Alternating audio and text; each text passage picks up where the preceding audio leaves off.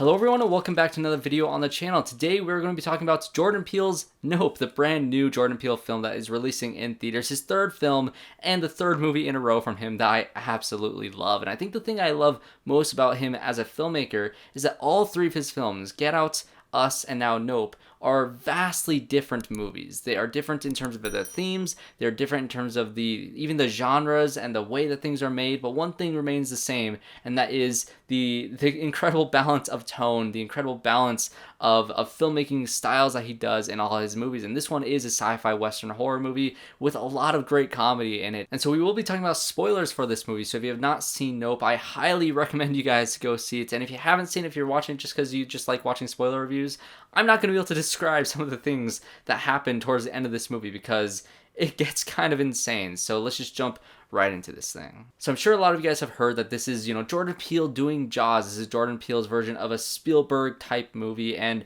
that is very true, but I will kind of agree with Jordan Peele himself in saying that this is Jordan Peele doing Nope. This is not, him ripping off other films. This is him taking what he has learned from other films, because we all love movies like Jaws and Close Encounters of the Third Kind, and using how those movies build a structure and build tension and applying it to this story and to this own unique vision that he has and the themes that he has, and it just works really well. So what is the basic premise of this movie? Well, it's about a brother and sister played by Keke Palmer and Daniel Kaluuya, and they think they see something in the clouds and they want to catch it on film because they work in the film industry. They are horse wranglers on this ranch that kind of work in Hollywood to, kind of help them get their shots with horses, essentially. And there's a lot of great inside baseball type of jokes for filmmakers, which I just graduated from film school. There are a lot of funny things at the beginning of this movie, and just the way you can tell Jordan Peele loves filmmaking in general. He loves the people who make it happen, and it just really is kind of a love letter to filmmakers at a lot of points of this movie, especially with the cinematographer character, which I'll get into him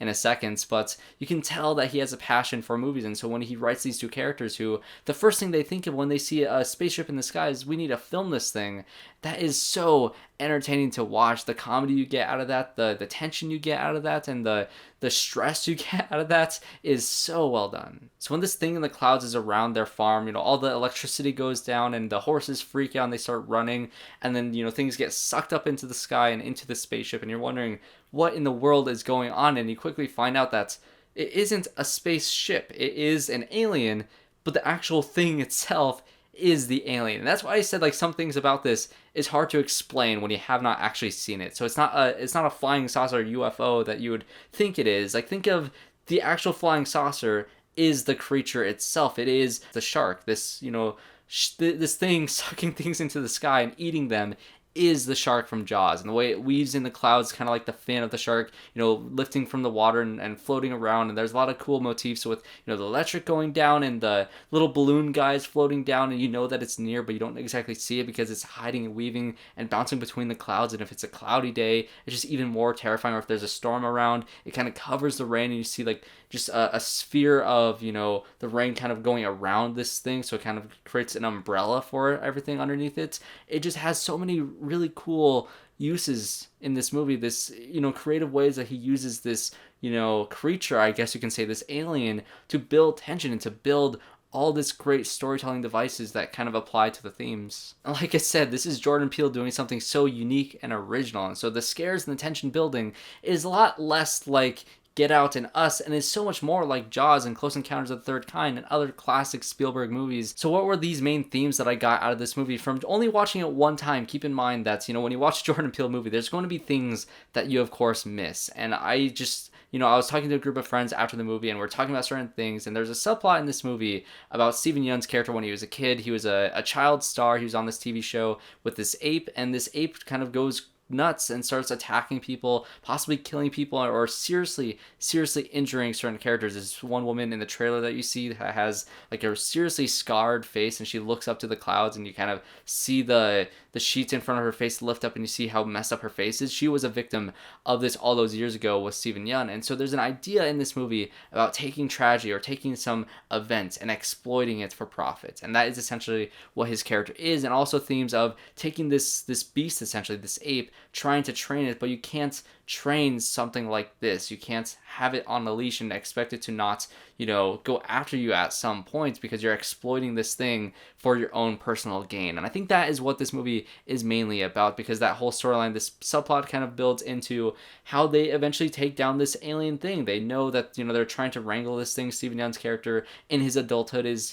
kind of burying his trauma deep down and exploiting this, creature in the sky to lure these horses out and have a show and make all this money off of it. But of course, things go bad, and they eventually all get sucked into this thing, because the horse that they're doing is like the craziest, most, I guess, trained horse of all time, because it won't look at anything besides its goal, where it's going to move to. And so when you have this thing that you tried so hard to kind of keep a hold of, once it gets unleashed, there's nothing you can do about that. And I think that's a very interesting idea that is implored into this movie. And so this creature, the way it sucks things up into it, this alien thing, and when you're inside of it, seeing these people get crushed by the insides of it. And I think the greatest part about this, design for this creature is, yes, it's really terrifying to see people get sucked up in like a whirlwind of air and dust and all the, dirt lifting up from the ground. It's so visually interesting to see. But also, when it does capture people inside of it, you still hear their screams as it's flying through the air, and it's utterly terrifying, and you hear it crunch down on them, and eventually you stop hearing the screams, and it has finally killed those people. It is terrifying. Like I said, when it's in the rain and it's over the house, and it starts dripping all the blood and kind of spitting all the metal pieces out of its I guess mouth thing, when it's just shooting all those things at the house, which is kind of ties to the beginning of the movie, which is how the main characters, the brother and sister, how their father was killed, because like I think it was a coin flew into his eye.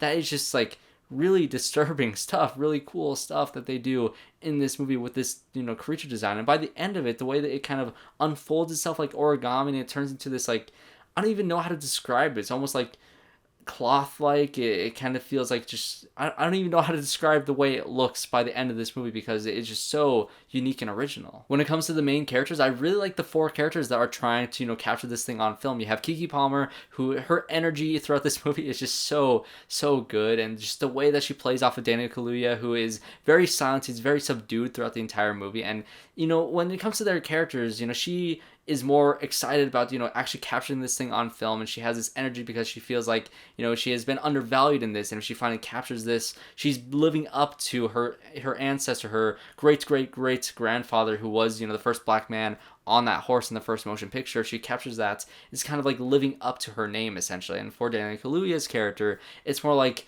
trying to make right for his father's death, because he was there, he saw it happen, and he couldn't explain the things that he saw, the things that he did. And this bond that these two characters have throughout the entire movie is so great. Their performances both were phenomenal. Brandon Perea plays Angel, who is this like Best Buy tech, essentially. He sets up all the security cameras around the house, and there's a lot of great comedy with his character, and just the way that he acts, the way that he just kind of integrates himself in to this mission to capture this thing on film is so entertaining to watch. I really enjoyed his character, and there's a great moment with him when he's being sucked up into the air, and he quickly ties the barbed wire around his waist, and so when he's getting flung up through the fence, it's the way that it's shot, for one, is incredible, but the tension of this moment was so good, and I think he was a great addition to this kind of group dynamic that they have. And of course, the cinematographer character, Michael Wincott, he kind of plays the role that Quint had in Jaws, the scratchy voice, scruff guy who is just kind of really intense and tells these like really weird stories out of nowhere. There's even like a dinner scene where they kind of talking about their plan towards the end of this movie that reminded me a lot of the boat scene, this kind of character building scene when they're all in the boats in Jaws. They're kind of having these conversations, and Quint tells the story about him being in the water with sharks surrounding around him, didn't know if he was going to make it out of the night. A lot of great stuff like that was similar, where you can say all these characters kind of have a role in Jaws. You can kind of compare them to different characters in that. But I love how he was just so honed in on getting the shot, because I'm a cinematographer. When you have an opportunity to get a shot, you will do pretty much anything to get the best shot possible. And when he says at the end of the movie that they're so close to golden hour, it's like, this is going to mess up everything. Things are going to go wrong because of this. But from a cinematographer standpoint, you want to get the shots, you know, you're so desperate to get, you know, capture this thing that might be worth so much that you kind of lose sight of what's more important. And that is, you know, Daniel Kaluuya and Keke Palmer's character kind of realize what is more important. That is them surviving, them having each other. And so that is kind of an interesting character dynamic and group dynamic that worked really well for the finale of this movie, them trying to, you know, use their plan of all the balloon guys to try to lure this thing out to get the shots with, you know, the wind-up cameras. It was just so entertaining to watch. And I will say the biggest laugh out of this movie from me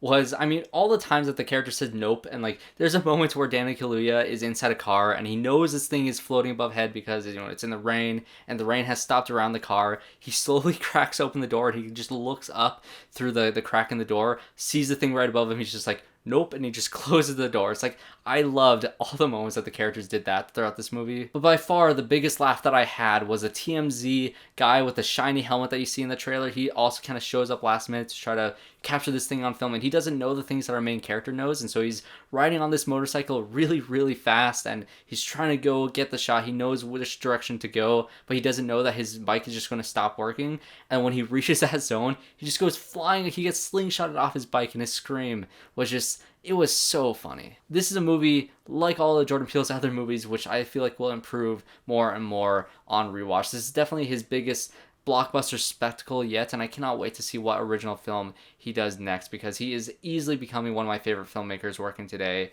and just his vision in general with all the films that he made is just all so different. So if he keeps on this track making different movies, I'm sure there'll be people who don't like this movie for whatever reason, or like don't like us for whatever reason, but he just really strikes a chord with me. So right now, 3 for 3. Great job, Jordan Peele. I love this movie. And last thing I want to talk about is the cinematography of this movie, because like I said, I'm a cinematographer. The way they did the nighttime sequences, I know they talked a lot about it with this new technology that they have when you're actually able to shoot nighttime scenes, and the way they shot it in this movie is truly incredible. And the way that the cinematography is, you know, always kind of leaning back and tilting up towards the sky at several moments in this movie, and it's just, you as a viewer, you just always are trying to, like, you're always drawn into the film. You're always leaning, I was leaning forward in my seat, or I was trying to like look up faster than the camera was being able to look up, because you're so curious as to what is actually in the sky. You're so, you know, paranoid about what cloud is what. So many different ideas, and the way that it's shot is just truly incredible. So what did you guys think of Nope? Comment down below all your guys' thoughts, different themes that I might have not mentioned in this video, or different character beats that I might have not mentioned. What did you guys think of the overall story? And I'll maybe ask you the question, how do you rank the 3 movies? I know I will have an impossible time trying to do it, but I'm curious to hear all you guys' thoughts on that. So if you guys enjoyed this review, make sure you guys subscribe to the channel to see more reviews just like this one. I reviewed Miss Marvel last week, and I have movie reviews and TV reviews all throughout the week, and I'll continue to make more reviews in the future. So thanks everybody for watching this video. Subscribe, like I said, leave a like if you enjoyed this video, and I hope to see you all in my next one.